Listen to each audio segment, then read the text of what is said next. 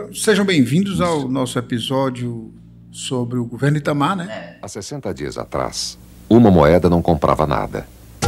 Hoje, com uma moeda de R$1, você compra 3 ovos, mais uma xícara grande de leite, mais 2 xícaras de açúcar, mais 2 xícaras de farinha de trigo, mais 2 colheres de sopa de margarina e mais 1 colher de sopa de fermento em pó. Mistura tudo e faz um bolo para comemorar o 2º mês do real. Que não era nem gordo, não era nem gordo nem magro. Não é alto nem baixo, não é bonito nem feio, não é charmoso nem desprovido de charme. Parece aquela cena do filme, né? O filho da noiva. Pois é. Que o padre descreve Deus dizendo que ele não é Ni joven, ni hombre, ni mujer, ni blanco, ni negro. No, ese es Michael Jackson, padre. Na época. Itamar é o nosso Michael Jackson. De certa forma, ao contrário. Pois é. Então, assim, o governo durou de dezembro de 92 até 95. Até 1º de janeiro de 95, com a posse do Fernando Henrique Cardoso, e em 92 ele saiu com a renúncia, que não deu certo do Collor. Ele tentou, né? Mas não conseguiu. O Collor tentou renunciar, mas ele já tinha sido botado para fora. Renunciou, mas foi cassado. Sim. E o nome dele completo era Itamar Augusto Cautiero Franco. Ele era engenheiro político, ou engenheiro militar e político. Militar também, né? Militar, embora militar bom, talvez. Militar bom, né? Foi militar, né? Foi militar. Nasceu em 1931, né? A bordo de um navio de cabotagem que contorna a costa. Será que foi isso mesmo? Ou talvez em Salvador, em 1929, ou Juiz de Fora, em 30. É um cara misterioso, né? Você Como não sabe diz no título de eleitor dele, mas o fato é que ele era mais mineiro do que qualquer outra coisa. Estereotipicamente mineiro. Estereotipicamente. Era o mineirinho mesmo. Mineiro mesmo. O que ele fez para começar na política? Ele esteve na política como prefeito de Juiz de Fora, em 1966, pelo MDB. Então ele já começou assim pela oposição, né? Pela oposição à ditadura. Porque mas era o único jeito também. A não ser que ele fosse da arena, né? Mas ele não foi. Como o Ciro era. O Ciro era da arena. Então, ele tinha tentado ser vereador e vice-prefeito da cidade antes pelo PTB, o de Getúlio. O PTB original, não o do Bob Jeff. Não desse cara aí que você tá vendo na tela. Esse cara aí que você já conhece bem também. Em 1974, ele foi senador, só tinha um aninho. Sim. Também pelo MDB, né? Pelo MDB, na perda da popularidade na ditadura, durante o governo do Geisel, porque perdeu a ditadura, estava perdendo já seu apoio, embora ainda tivesse... Logo depois dos anos de chumbo, né? Tinha acabado a tortura. Então ele queria, nessa época, a ideia dele era legalizar o PCB. Né? Legalizar o Partido Comunista Brasileiro. Mas não porque ele fosse comunista. Mas é para tirar os comunistas do MDB, que é porque eles estavam se escondendo lá depois desse tempo todo.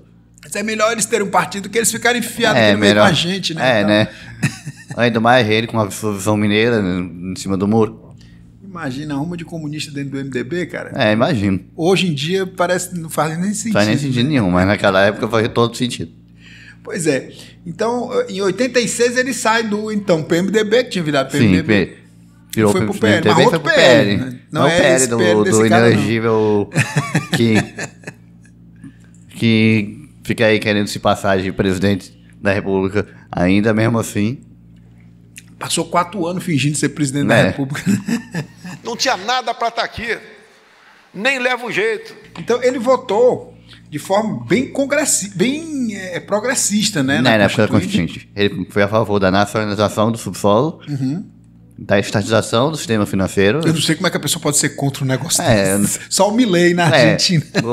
A Argentina agora tá vendo como é que é isso. Tá vendo isso agora, então. Eles querem privatizar o sistema financeiro, é muita loucura. Ele foi a favor, por que parece, da legalização do aborto. Olha. E da legalização do jogo do bicho. Que tinha sido proibido por o homem da vassourinha, né? Sim. Mas fazer o que? Era tanta coisa, vai e volta. Daqui a pouco eles legalizam de novo e depois proíbem de novo. Legalizam e proíbem. E era contra a pena de morte. É claro, né? E aí também era contra o mandato de 5 anos do José Sarney. Mas não adiantou não, porque ele conseguiu o mandato de 5 anos. Mas aí ele arrumou um desafeto, que era o Zé Sarney, um inimigo em comum com o Collor, né? Com o Collor. Foi por onde o Collor chegou, né?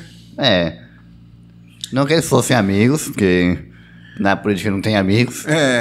Segundo o Ulisses Guimarães, você não pode ser amigo demais de alguém que você não possa ser inimigo depois, e nem inimigo demais que você não possa ser amigo. Como o inimigo do meu inimigo é meu amigo, como diz no ditado popular. O caso foi o que aconteceu entre Collor e o Itamar. Sendo que ele também participou numa CPI, né? Investigando. O CPI investigando corrupção do Sarney. Aí ficou mais inimigo ainda, né? Mas como ele era nacionalista, estatista, e não liberal e privatista como o Collor, não deu certo. Deu errado! Perdão pela colaria. No entanto, os dois esqueceram a diferença ali na hora da eleição, né? Porque percebiam que havia um potencial eleitoral, né? Então Itamar filiou-se ao nanico do partido do Collor, o PRN. Partido da Reconstrução Nacional. E virou vice. Se tornou vice. Mas não deu certo, não. A gente vai ver. Mas aí foram acontecendo os escândalos que a gente viu da última vez. E aí o Itamar foi se tornando aquele vice decorativo. Vice decorativo, né? Fazer o quê? Que nem um certo vampiro que tá aparecendo que nem certa pessoa aí, né? De modo que ele já passava a torcer. Contra tudo no governo.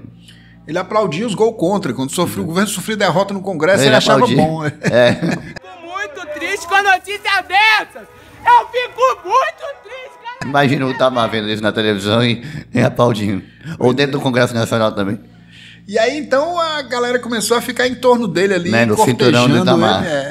Pra poder... Com gente do PMDB, do PFL, do PDT e do PSDB. Eu ainda, na época jovem, mas hoje extinto.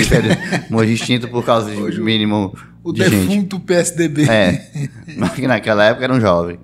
Então, dentre essas pessoas que estavam lá cortejando, um certo senador... alertava ele sobre a visão nacionalista e estatista que assustava o empresariado. Quem será esse senador? E que povo mais medroso até hoje, esse empresariado, são tudo medroso. Pois é.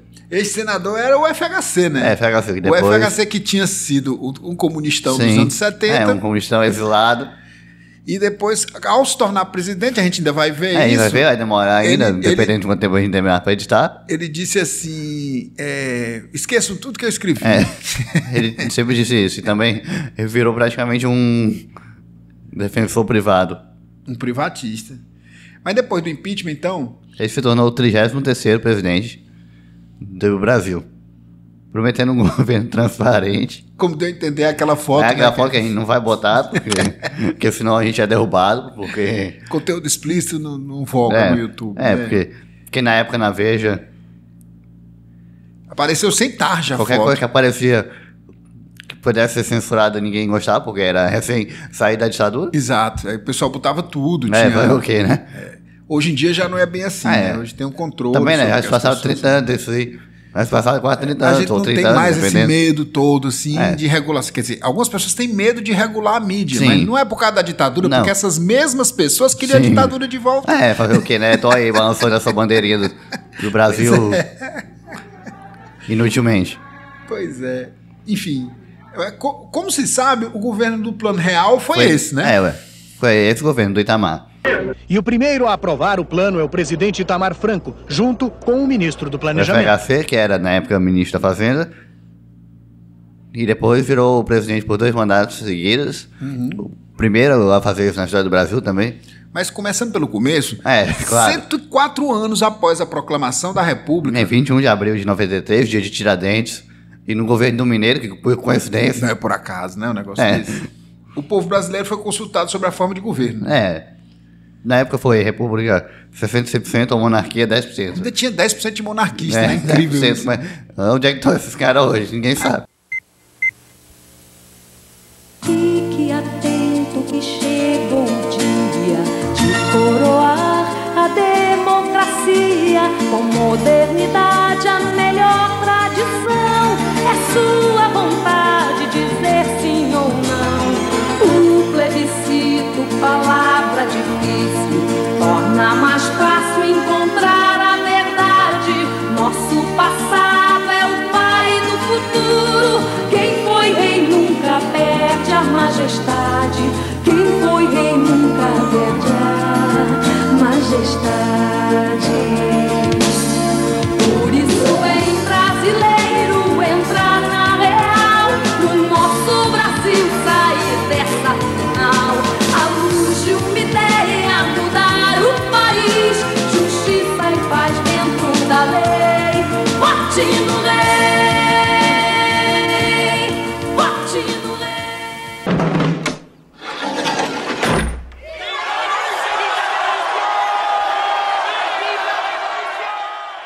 Eu conheço um, eu não vou dizer o nome dele, que pode ser que ele me processe. Né? Sabe como é que é? E petista e monarquista. Eita, enfim, muita gente querendo o retorno do rei.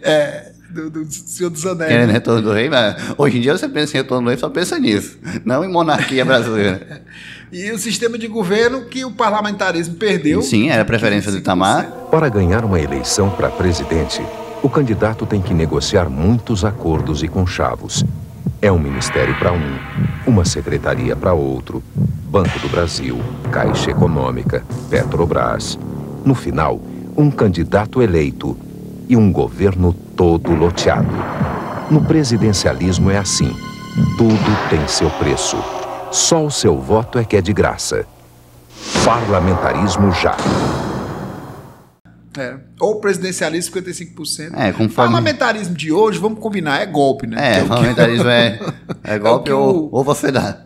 Que é o que o Arthur Lira quer dar no Lula. Sim, quer dar... vamos fazer um semipresidencialismo para dar golpe, é isso que ele quer. Mas enfim... Foi promulgada na época a Constituição de 88. A Constituição previa que tivesse uma consulta pública. Mas demorou uns 104 anos. Que era para ter sido lá antigamente. Começou com golpe, né? Primeiro faz o golpe, depois a gente consulta. Quando passar 100 anos, a gente consulta o povo. Tá achando que é assim, né? É isso aí.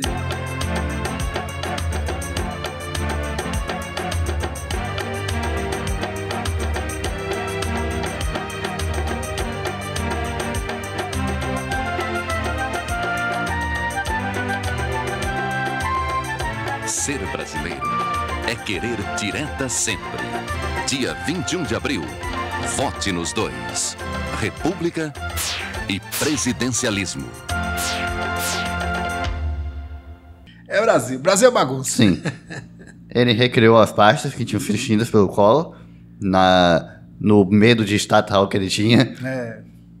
Aí também Ministério da Cultura, sim, né? Ciência e Tecnologia. Criou de volta. Criou de novo. Volta, a gente passou isso recentemente por 4 anos, de certa forma. Não tinha cultura nem ciência. Na saída do encontro com o presidente do STJ nesta quarta-feira, o presidente eleito, Jair Bolsonaro, revelou a intenção do novo governo de extinguir o Ministério do Trabalho. Eu não quero antecipar nomes aqui que, porventura, não possa confirmar. A pasta do trabalho continua? Não, a Ministério do Trabalho vai ser incorporada ao Ministério. Em resposta ao anúncio da extinção, o Ministério do Trabalho divulgou nota pública em que ressalta a importância da pasta na mediação entre o capital e o trabalho em favor do progresso do Brasil. Verdade. Mas não foi só porque ele era bonzinho, não. Era porque ele tinha que botar um monte de gente que tinha dado apoio ao impeachment, fazer né? O quê, né? Deu poder pra ele. Porque também o Collor era odiado por tanta gente que ele tinha que abrir um negócio aí, só faltou abrir porta não sei aonde. Ele inaugurou, na verdade, o tal do presidencialismo de coalizão, né? Porque foi todo mundo apoiado na época do impeachment. Então, o governo dele ficou conhecido como República do Pão de Queijo. Porque não só por causa de tanto de mineiro que tinha, mas também porque ele chegava a servir na época a iguaria, o pão de queijo mesmo. O próprio pão de queijo, né? Ele servia nas reuniões. Eu fico imaginando lá, os caras discutindo lá, chegando pão de queijo. Pão de queijo e café, né? Café. Café é de São Paulo. Não, café é de São Paulo, pão de queijo é Minas. Tá certo. O Fusca também voltou, né? Simpatia, porque ele tinha simpatia pelo Fusca. Hoje em dia o povo chama ainda mais de doido por causa disso. É invocado, mas o Itamar era um presidente muito, muito escancaradamente brasileiro, né? Era foto com Missy de baixo pra cima e Fusca. Fusca. E fora também outras coisas, fora esse negócio do pão de queijo também. O pão de queijo, e dizia que ele era inseguro, indeciso, né? Quase folclórico, né? Ele é bastante folclórico até hoje. Você vê que até hoje, quando falam dele, ninguém sabe direito do que falar. Não sabe falar da foto, não sei falar do. Pois é, mas com foto ou sem foto, com Fusca ou sem Fusca, a inflação só fazia subir, né? Toda a inflação subia a galope. Nem a galope, não, a mochila jato. Era. E em 1993, diz aí o tamanho. O ano fechou em 2.708%. Puxa vida. E no ano anterior tinha sido 1.157, ou seja, dobrou, mais do que dobrou, meu Deus. Ou seja, alguma coisa tinha que ser feita. Algo tinha feito, né? O qual já tinha tentado, não deu certo. E aí eu não vou nem falar dos 3 primeiros ministros, porque... porque ninguém sabe também, ninguém nem sabe quem é que é, ou lembra, não sei. Se buscar, a gente acha, mas não é importante. O importante mesmo é o quarto ministro, que é o FHC. O FHC. E o resto é história. Mas a gente tem que contar, né? A gente vai contar. Porque senão a gente não vai acabar isso aqui nem... Porque a inflação era um círculo vicioso, né? Sim, a desordem nas contas públicas fazia o governo imprimir moeda. E imprimir moeda não é bom. Desvalorizava a moeda, derrubava a credibilidade da moeda e aumentava a inflação de novo. E aí os governos indexavam salários para evitar que a inflação corroesse, né? Essa medida aumentava ainda mais os preços, gerando a inflação maior ainda. Esse é o famoso feedback positivo, que causa a morte dos organismos. No caso, o organismo sendo o país do país inteiro. Sim. Então, em 19 de maio de 1994... O FHC reuniu vários economistas, entre eles o Pécio Arida, André Lara Rezende, Chico Lopes, Gustavo Franco, o Pedro Malan, Edmar Baixa, Winston Frist, que parece alemão, mas é brasileiro. É irmão do Nietzsche, o Fritz. O Clóvis Carvalho, que era na época secretário executivo, coordenava as reuniões, obviamente, porque tinha que estar alguém do ministério. E mesmo sem ser economista, ele terminou sendo um gestor da equipe. Porque ele era parte do ministério, né? Então, no dia 1º de agosto, a moeda mudou mais uma vez. Você está vendo passando aí na tela todas as moedas que a gente já teve. Que a gente achou incrivelmente essa foto. Pela 7ª vez. Pela 7ª vez na história desse país. A moeda mudou de cruzeiro para... Cruzeiro Real. Cruzeiro Real. O Plano Real foi um programa definitivo de combate à hiperinflação que foi implantado em 3 etapas. O período de equilíbrio das contas públicas com redução de despesa e aumento de receitas. Ou seja, entre 93 e 94. Depois a criação da URV, né? A famosa URV. Unidade Real de Valor, né? Para preservar o poder de compra da massa salarial. Está acostumado com o Cruzeiro. Cada vez que você vai às compras, os preços são maiores. Não param de subir. Mas agora existe a URV. E com ela, você fica sabendo o real valor das coisas. E enquanto o real não chega, você ganha tempo para se adaptar à nova moeda. Porque quando o real chegar, não vai ter mais cruzeiro, não vai ter mais URV, não vai ter mais inflação. Real, está nascendo a sua moeda. Evitando medidas de choque, como confisco, né, que o Collor fez isso e, bom, a gente sabe como acabou. Ele tinha que dizer, pô, não vamos fazer isso, né, porque senão ia dar muito errado. E a quebra de contratos. E o terceiro lançamento do padrão monetário de nome Real. Que é utilizado até hoje. A não ser que alguma hora mude de novo, né? Pois é. Do jeito que é esse país, né? Nem completou 30 anos recentemente. Eu sei que o Bolsonaro ganha de novo e faz que nem o Milei dolarizando a nossa economia.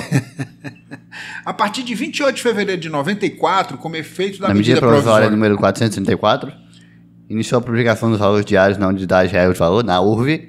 Era baseado nos índices IPCAE, IBGE, IPC da FIP, IMGM da FGV, IGM-M da FGV, da Fundação Getúlio Vargas. Termo complicado, mas ok. São os índices, né? Que ela ficava variando, mas só em cima, indexada por esses índices. A URV serviria como moeda escritural para todas as transações, com conversão obrigatória de valores, promovendo uma desindexação. Desindexação geral da moeda, ou da economia. Aí depois ela foi reeditada, essa MP número 434, que você mencionou aí, foi reeditada pelas MPs 482 e 457, e transformada na lei número 8.800 e número 9.969, que transformava a URV em real e atrelava cada real ao dólar americano, de forma que cada real vale $1, o famoso 1 para 1. Quem se lembra do preço daquele cafezinho de quarta-feira? O preço do cafezinho hoje está 1.300. A senhora sabe quanto vai estar depois de amanhã? Vai estar custando na base de 48 centavos a 50 centavos. A primeira vez que eu fui para a Argentina, o real estava valendo $1. É 1 para 1. Famoso 1 para 1. A partir de 1º de março de 1994, passou a vigorar a emenda constitucional de revisão número 1. Esses dispositivos foram novamente alterados pela emenda constitucional número 10, em 4 de março de 96, que criou o Fundo Social de Emergência. FSE, né? Considerado essencial para o êxito do plano. Sim. A emenda produziu a desincirculação das verbas do orçamento da União, direcionando os recursos para o fundo, que daria ao governo mais para remanejar ou cortar gastos supérfluos. os gastos do governo contribuíam grandemente para a hiperinflação. Sempre foi assim, né? O governo sempre gastou muito. Né? Porque sempre gastou muito, porque esse país é enorme. Independente de ser um governo de esquerda ou de direita, o governo tinha que gastar muito, porque o país é gigantesco, né? E o povo muito pobre. Chega dessa discussão farsante primária entre o Estado mínimo ou o Estado máximo. O que nos interessa é o Estado inteligente. Uma vez que que a máquina do Estado brasileiro é grande, dispendiciosa e ávida por mais recursos. Poucas horas antes, o FHC tinha ido à televisão, na época como ministro ainda, e em pronunciamento oficial em rede nacional, conclamando do Congresso Nacional. Pronto, e aí ele conclamou o Congresso, a emenda foi aprovada. E em 30 de março, o Rubens Recupero foi mal? Parece que estou falando nem doido. Assumiu o Ministério da Fazenda, porque o Fernando Henrique tinha saído para se candidatar. Uma das coisas mais estranhas nessas eleições é que as mesmas pessoas que me acusam de querer me beneficiar com o real estão usando o real para se beneficiar. Deixou o governo para se candidatar a presidente. Para virar presidente. Então, em 30 de junho de 94, encaminhou ao presidente Itamar Franco a exposição de motivos para a implantação do Plano Real. Sim. E depois ele saiu. Poucos meses depois, em 6 de setembro, devido à repercussão na imprensa do que se chamou de escândalo da parabólica. Eita, a gente não foi atrás do que é o escândalo da parabólica. A gente bota aí as informações passando aí. A gente bota um videozinho explicando o que é. E a gente não percebeu na hora. Mas uma entrevista mostrando isso lá em São Paulo, né? Mas é difícil, né? Porque se você mexesse, iam dizer que estavam manipulando, né? Há uma tese também, um grupo que diz que o IBGE é um covil do PT, né? Mas um covil do PT. O que é o covil? O IBGE. Eu não sei se é verdade, mas tem gente que está convencido disso. O pessoal que diz que não, o pessoal aqui me ingênuo, né? No lugar do Recupero nunca mais se recuperou. Pelo menos isso. Mas aí, o Ciro Gomes... Chegou o Ciro Gomes, que ele vive se gabando que ele estava no Plano Real. E a gente, quando estava fazendo o roteiro, dizia, mas peraí, cadê o Ciro Gomes, a gente estava procurando ele. Demorou para aparecer o Ciro Gomes. Aí apareceu, finalmente ele está aí. Ele realmente, nessa época... Sim, na época. No lugar do Recupero, pegou o mandatinho tampão ali. No final... Ele participava de reuniões semanais com um grupo técnico de acadêmicos da área econômica que planejavam a implantação, estando ligados na época ao PSDB. Ele era do PSDB. E ele mesmo era do PSDB na época. Em 1º de julho de 94, teve a culminância desse programa, né? Que era o lançamento da moeda. Com o lançamento da nova moeda, o real. Aí a base monetária foi toda trocada. Sim, de acordo com a paridade legal, estabelecimento. Ou seja, 2.750 cruzeiros reais. Era R$1. Eita, cara, é chão, né, meu dinheiro, viu? Não foi só cortar zero, não. Foi mais do que isso.